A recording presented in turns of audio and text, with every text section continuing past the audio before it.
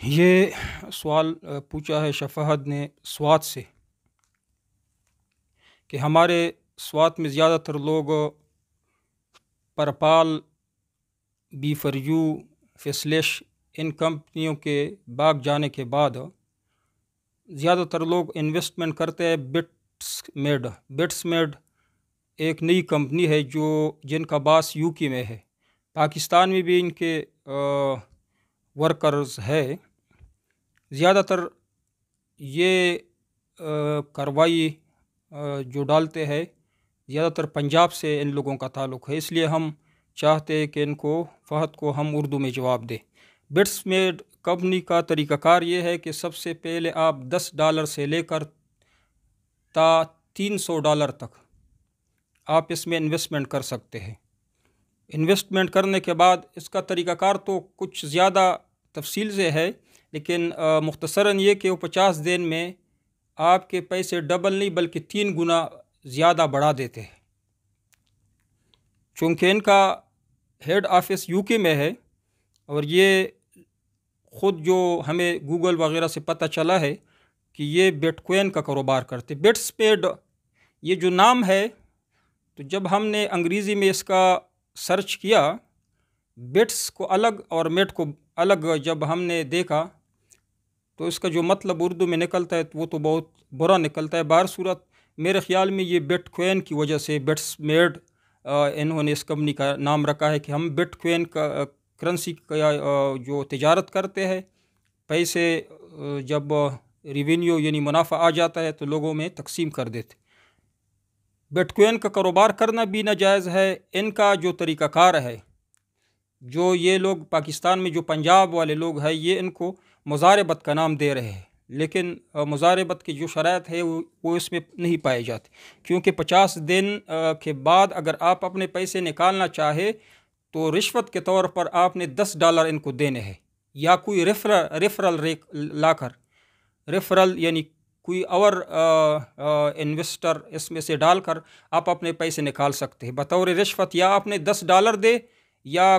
کوئی کسی اور کو پنسا کر اس کمپنی میں داخل کر دے، تب آپ کو پیسے ملیں گے جو منافع۔ یہ جو شرائط ہے یہ نہ اجارہ کے ہے اور یعنی مضاربت کے ہے، نہ مشارکت کے ہے۔ یہ جو طریقہ کار ہے سراسر قمار کا ہے، پیسے لگائے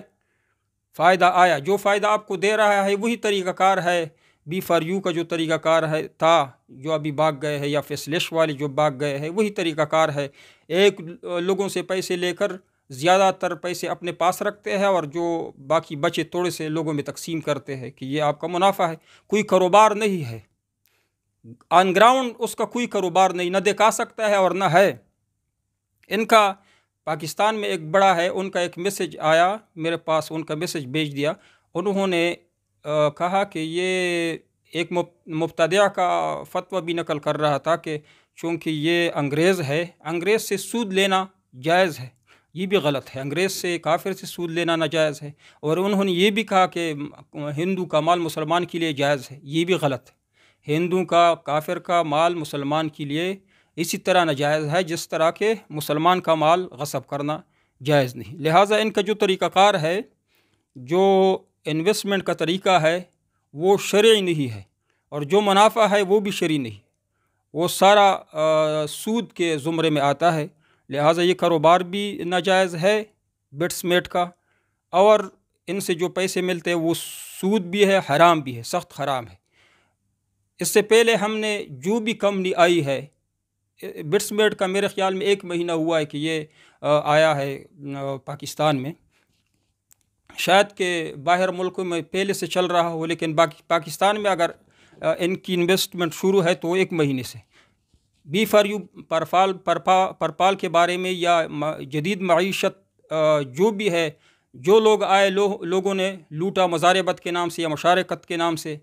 تو سب سے پہلے ہمارے دارالافتاء سے ان کے متعلق فتویٰ جاری ہوا ہے۔ اس لیے ہم لوگوں کو بتاتے ہیں کہ یہ کام جائز نہیں ہے، حرام ہے۔ اگر کوئی حرام سمجھ کر کرتا ہے، گناہ تو ہے، گناہ کبیرہ ہے، سود ہے، کیونکہ سود کی سب سے چھوٹی